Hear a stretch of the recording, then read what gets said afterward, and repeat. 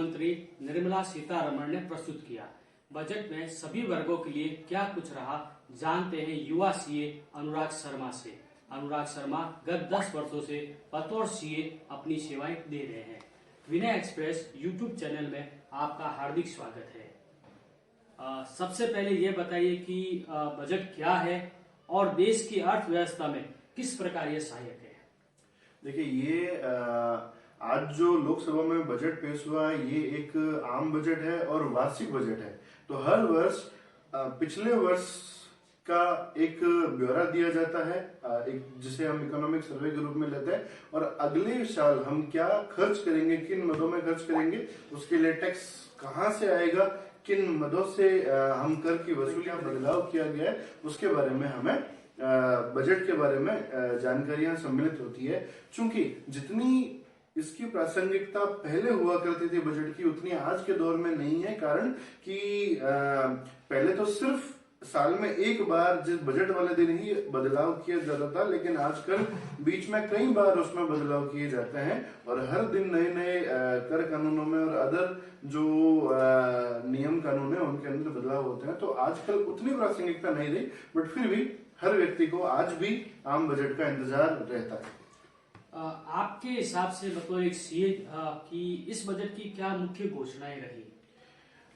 इस बजट की मुख्य घोषणाओं में कर से संबंधित तो कोई खास घोषणा इसमें नहीं थी। बाकी खर्च के हिसाब से इसके अंदर कुछ ऐसी चीजें थी जो नई थी, जो आज से पहले कभी आई नहीं। जैसे वन नेशन वन क्लासरूम, जो मतलब शिक्षा को उनको ऑनलाइन माध्यम से दिया जाएगा, वो एक चीज नई थी।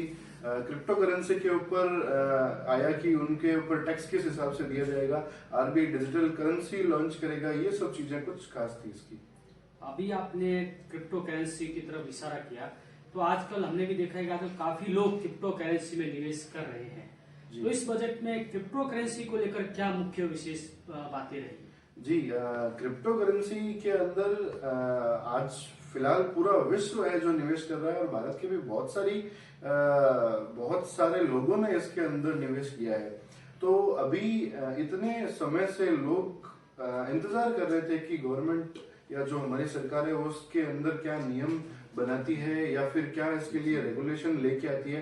पर चूंकि सरकार ने स्पेसिफिकली कोई क्रिप्टो करेंसी पे बिल तो लाई नहीं, पर इनकम टैक्स के अंदर कुछ उन्होंने प्रोविजंस ऐड किए हैं कि क्रिप्टो करेंसी के ऊपर टैक्सेशन किस हिसाब से होगा, और इसको करेंसी नहीं मान के एज एसेट्स उसके खरीदने और बेचने पर जो भी आपको लाभ होगा उसके ऊपर उन्होंने सीधा 30% टैक्स का प्रावधान आज किया है। बजट का इंतजार जैसा आपने बताया कि सभी वर्गों को रहता है, हम भी जानते हैं, सब लोग जानना चाहते हैं कि हमारे लिए इसमें क्या कुछ है विशेष। तो इस बजट में जो अलग अलग वर्ग है, चाहे निम्न वर्ग है, चाहे साधारण वर्ग है, चाहे धनाढ्य वर्ग है, तो उनके लिए क्या विशेष घोषणाएं की गई है जो आप बता दें?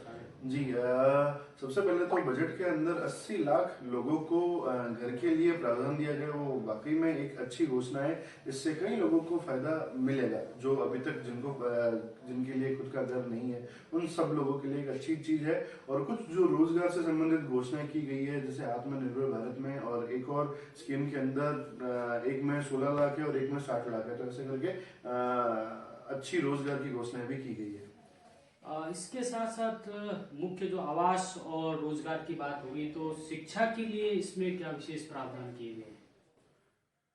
शिक्षा के लिए गवर्नमेंट ने जो टेक्निकल जो शिक्षा है उससे संबंधित, स्पेशली जैसे ड्रोन से रिलेटेड या कुछ और इन्वेस्टिगेशन से रिलेटेड जो चीज है, उनके अंदर उन्होंने शिक्षा के ऊपर जोर दिया है।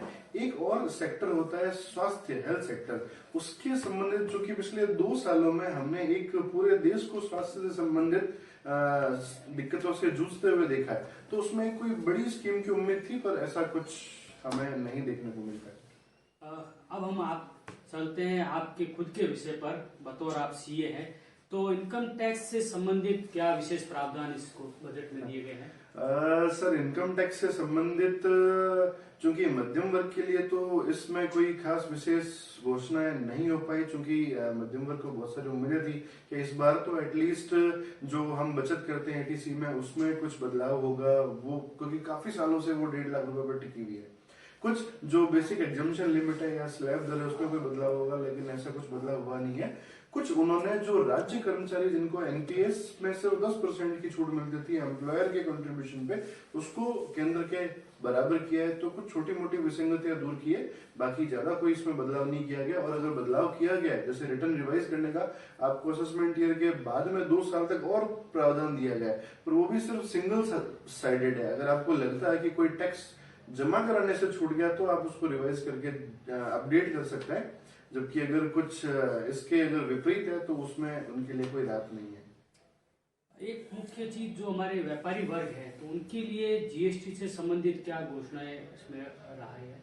जीएसटी से संबंधित जो व्यापारियों के लिए हो सकता है उनको थोड़ी राहत मिले, उसके अंदर एक घोषणा सबसे मुख्य ये है कि जो अभी उनको आईटीसी जो थी, अगर किसी वर्ष की अगर लेने से रह गई है तो आपको अगले वर्ष का रिटर्न अगर उन्होंने फाइल करने में सितंबर का रिटर्न तक, उनको जब फाइल करने की डेट थी तब तक अगर उन्होंने सप्लायर ने फाइल किया तो पहले मिल जाती थी।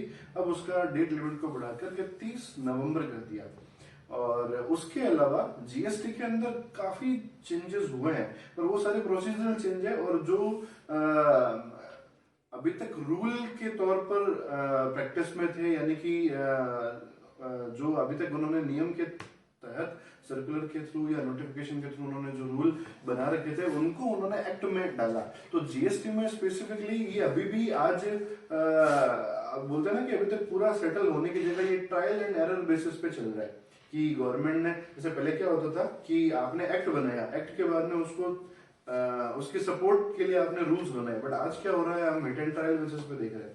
पहले हमने रूल्स बना दिए, अगर चल गया तो ठीक है, अब उसके पीछे हमारे पास लॉ में कोई प्रोविजन है नहीं, तो उन सब चीज को कवर अप करने के लिए, यानी कि जो आज तक कमियां रह गई थी उनको पूरा करने के लिए प्रोविजंस किए हैं। और एक बड़ा ही क्या बोलते हैं, सेक्शन 38 जो अभी आज बदलाव किया गया, वो वाकई में बहुत ही भयंकर प्रावधान मैं कहूंगा।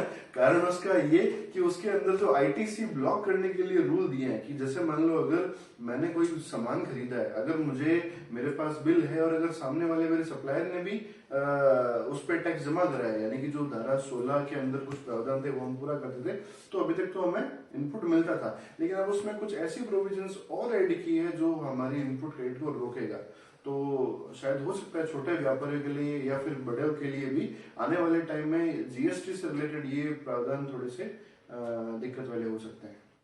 अच्छा, इस प्रकार से कुल मिलाकर ये सभी के लिए एक सामान्य बजट को आप इसको देख सकते हैं। तो विनय एक्सप्रेस में समय देने के लिए बहुत बहुत धन्यवाद आपको।